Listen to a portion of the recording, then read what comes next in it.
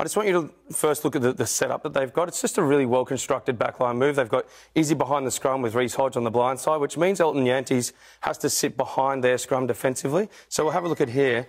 And so straight away, they're a man short on the open side, and so we'll just play it, we'll roll it through. Willie Genya's able to get out because they don't have a first defender, and we see Kuridrani play short.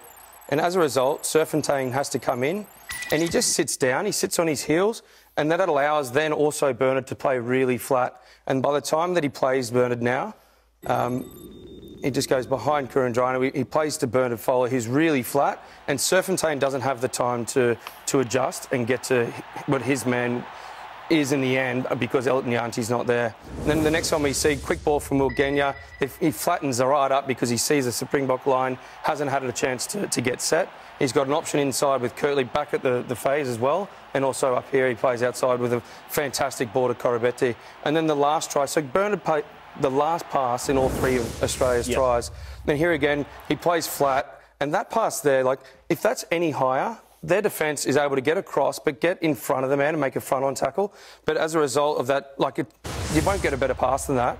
Koroibete, he only gets a tackle attempt from the side. He's got a great strength through the hips and he finishes really well. And I'm just really liking the way that Bernard is flattening up in that attack. But that's also a result of getting quick ball from the forwards as well. And you're also starting to see, like on the occasion for Koroibete's first try, you saw how hard Kirtley ran on his inside. Bernard plays so much better. He's allowed to play straight when he's got an inside runner, so he can hold that first defender down.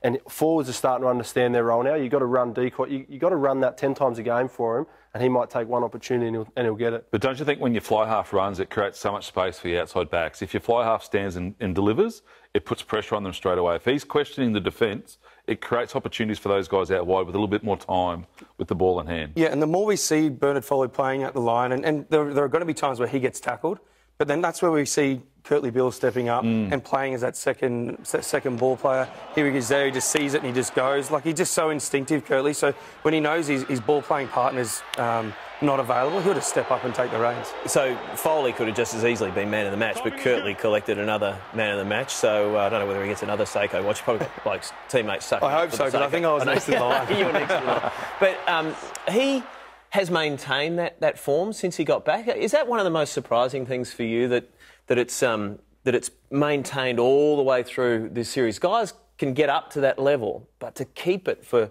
such an extent. Well, I think it's testament to where he's at and where he's got his game and his maturity on and off the field, because it's all in your preparation, it's in your analysis, it's in your review, and then it's out to go out there and to execute. But I think that the team collectively can take a lot from what Kurtley's bringing as well, because the one thing we've been banging on about the team is lack of consistency. And although they didn't get the result on the weekend, but they're just starting to play more consistently. Like the style of play and the level of their play is starting to get to that level that we want to see every week.